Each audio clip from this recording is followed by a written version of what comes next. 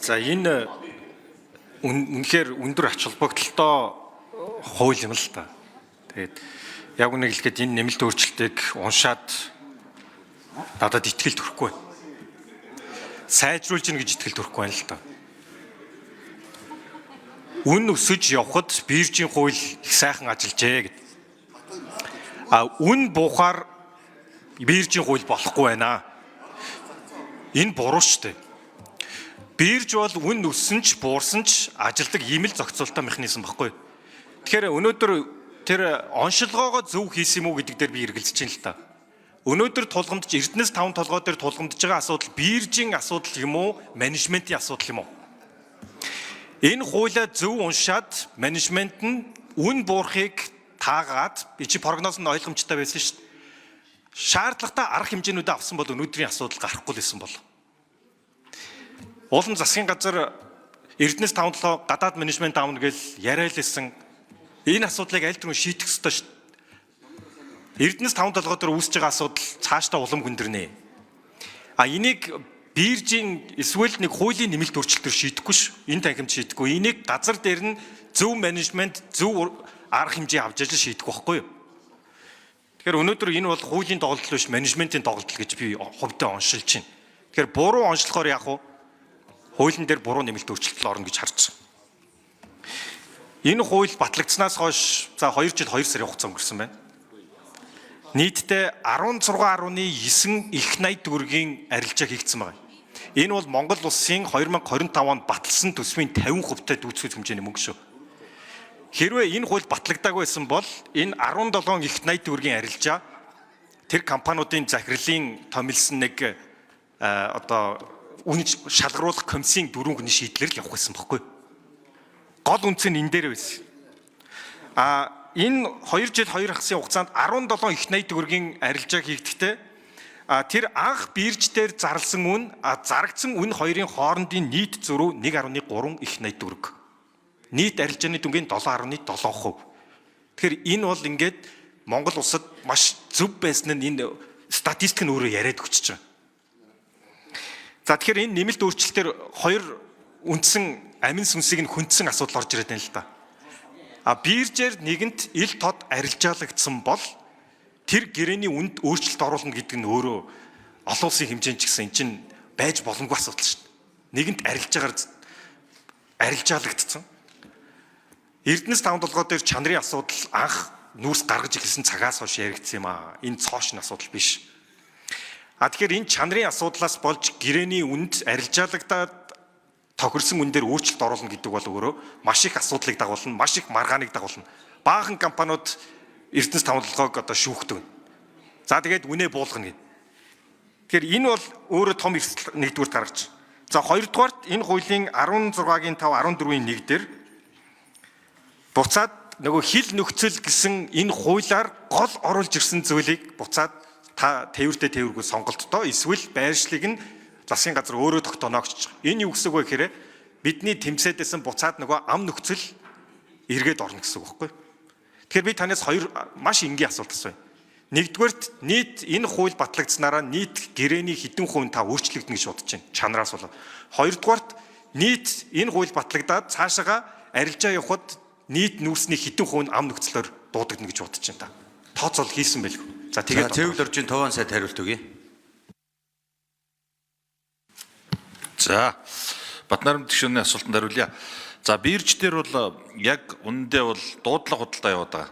Сонгодог биржийн гэрээ арилждаг зарчмаар бирж маань өнөөдөр ажиллахгүй байгаа. Энийг шалгах хэлэх ёстой. Тэгэхээр энэ зарчим руу орохыг бол олон гишүүд хэлсэн. Энэ рүүгээ бид нар бэлтгэл хангаж байгаа гэдгийг хэлье. За биржээр одоо борлуулсан нүүрсний үнэн дээр өгсөж явах үед дээр бол нөгөө индексжүүлээгүй энэ одоо нэг хатуу зарагдсан үнээр өгсөж явах үед бол ямар нэг хил ам гарахгүй. Үн унаад ирэх үед тэр одоо авсан компаниуд нь эн чинь нэлээд бага үнийн уналт биш нэлээд өндөр үнийн уналт ороод ирчихэр авсан компаниуд нь цаашаага нүүрсээ одоо борлуулж зарж чадахгүй маш их хэмжээний алдагдал хүлээх юм бодит нөхцөл байгаад байгаа. За тэгэхээр энэ дээр нүүрсний үнийг өгсөх үед нь өгсөөж индексжүүлдэг, буурах үед нь бууруулж индексжүүлдэг асуудлыг энэ хуулинд тусгаж өгж байгаа. За чанартай холбоотой асуудал дээр би түрүү сайн зориг гишүүний асуултанд хариулахдаа хэлсэн энийг ажлын хэсэг дээр эргэж хэлц хэсгээ шийдсэний дараа ярья гэж. За Эрдэнэс 5-7 гадны менежментийн баг авч ажиллуулах шийдвэр засгийн газар дээр явсан энэ дээр бас одоо ажлууд урагшаа явж байгаа гэдгийг хэлье.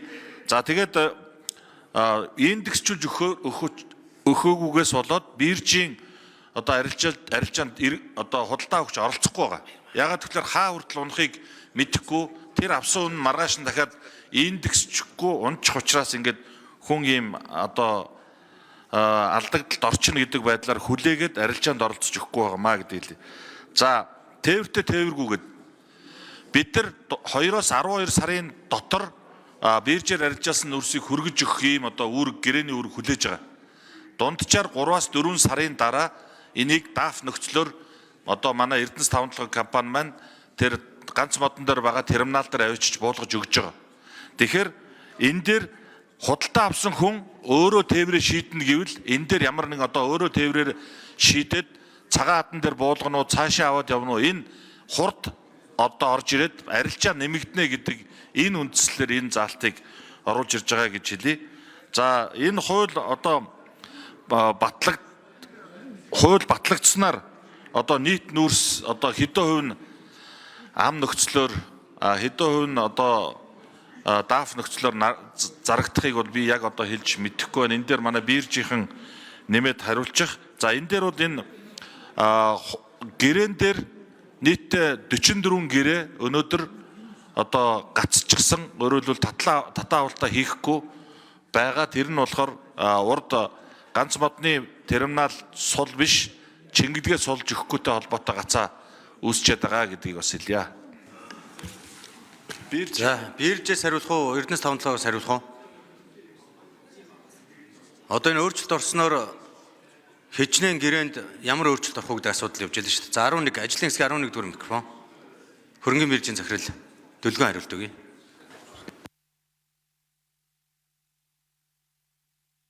Нэг. За Батнайрамдал гишүүний асуултанд хариулъя. Хөрөнгөний биржийн захирал Дөлгөн байна. За чанартай холбоотой асуудал бол яг харахгүй дараачийн том асуудал гэдэгтээ бол санал нэг байна. Өмнө нь бол энэ үнийн асуудлуудыг бол энэ бирж дээр намайг ажилласаа 1 сард ажил авахд бол асар ихээр бол санал гомдол бол ирсэн. Тэгээд энэ үнэтэй холбоотой олон улсын туршлагуудыг бид нэр судалж байгаа индекс гэдэг ийм хувилбарыг бол гаргаж ирж ирсэн байгаамаа. Одоо дараачийн том гомдол бол энэ чанартай холбоотой. Тэгээд таны хэлж байгаагаар яг харахгүй энэ нүүрсний компаниуд дээр бол тулгамж байгаа асуудлын бол нэг. За нүүрсний компаниуд гэдэг бол би ганц Эрдэнэс 5-7-ыг бол хэлмээргүй байгаа юм.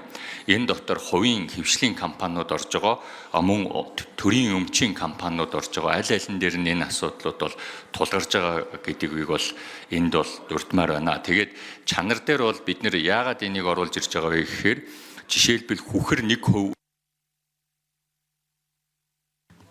За гүйцээж хариулъя. 11 дугаар микрофон. За хүхэр 1%-аар өсөхөд тэдэн одоо центээр үн унж байгаа, хүхэр 1%-аар буурахад тэдэн центээр үн өсдөг гэдэг энэ практис, энэ туршлага бол олон улсын биржүүд дээр арилжаалагдж байгаа гэрээнүүдэд байгаа. Тэгэхээр яг энэ туршлагыг бид нэр одоо олон улсын хамгийн сайн туршлагыг бид нэр хөрөнгөний бирж дээр энэ арилжаан дээр оруулж ирснээрээ бид нэр илүү олон худалдан авахчийг орох боломж, итгэл үнэмшлийн бол нэмнэ гэдэг энэ чиглэлээр бол ажиллаа бол явуулж байна. За яг ам нөхцөл хэлийн бомтын үн нөхцөл гэдэг дээр бол бидний зүгээс бол хэлж бол мэдэхгүй байна.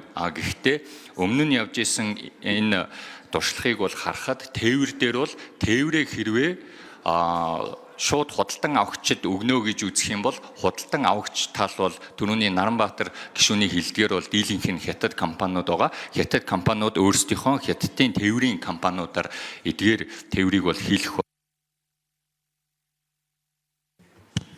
За Отхон ширийн Батнайрамдал гишүүн тодруулж сууя. Ийм чухал хуулийн дээр одоо судалгаагүй орж ирнэ, яаралтайгаар орж ирнэ гэдэг нь өөр асуудал л. Ер нь шийдэл болохоос өмнө хамгийн зөв прогноз, зөв онцлогоо хийх ёстой юм л та. Тэгэхээр энэ бол онцлогооноос эхлээд алдаатай байна л гэж. Тийм учраас энэ хуулийг миний хувьд бол дэмжих боломжгүй. Харин тэрний оронд менежментийн өөрчлөлт хийх ёстой шүү. Менежмент энэ тулгамдж байгаа асуудлыг өөрсдөө олж шийдээд гаргалгааг нь олноо. Эрдэнэс таван толгойд менежментийн цоошин өөрчлөлт хийгээд энэ асуудлыг шийдье гэсэн бол хангалттай ашиг байсан шүү дээ. Ноогдол ашиг болгож тараасны оронд дотоод асуудлаа шийдэхгүй юугаа хийсэн. Хамгийн түрүүнд одоо Монгол улсад цаашдаа нүүрснээс хамааралтай болох нь ойлгомжтой. Тэгэхээр хамгийн түрүүнд Эрдэнэс таван толгойн менежментийг олон улсын үнэхээр сайн менежмент яаралтай авч ижил энэ асуудал шийдэгдэн шүү гэдгийг дахин хэлье.